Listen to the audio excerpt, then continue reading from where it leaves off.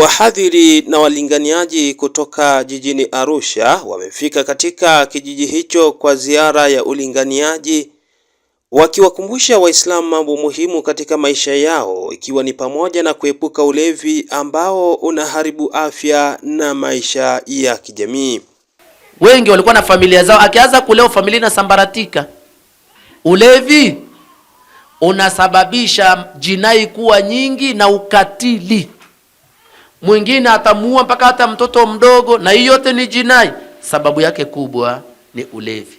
Tuepuke ulevi ili tupate mustakbali wa dini yetu na ili tupate mustakbali wa dunia yetu. Sambamba na hilo, waumini wamekumbushwa umuhimu wa kushikamana na ibada ya swala, wakielezwa kuwa ni nguzo muhimu katika dini. Kijiji cha Nkunikana ndicho ambacho tumefanya dawa leo hapa, walillahi alhamdu. Pana mengi ambayo nayaona, hasa maeneo ya vijijini. Maeneo ya vijijini ni maeneo ambayo kiukweli misikiti inakaribia kuwa imehamwa.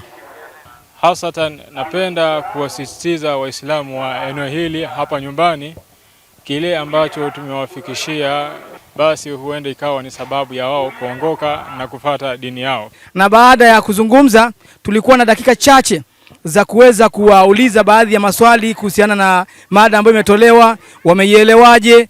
Na baada ya mada hiyo kuna maswali mafupi ambayo tumeuliza, na mtu akijibu swali tunampatia zawadi ya kijitabu kidogo ambacho kinaitwa Hisnul Muslim. Ziara hiyo ya walinganiaji kutoka jijini Arusha ni sehemu ya juhudi ya viongozi wa dini kuwafikia waumini kwa lengo la kuimarisha elimu na kukuza maadili mema ndani ya jamii. Nimejifunza mambo mazuri sana katika huu muhadhara.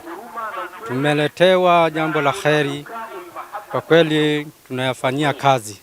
Tumefundishwa kunako uharamu wa pombe, pia kunako ibada. Nategemea tukabadilike kwa ajili ya Allah inshallah.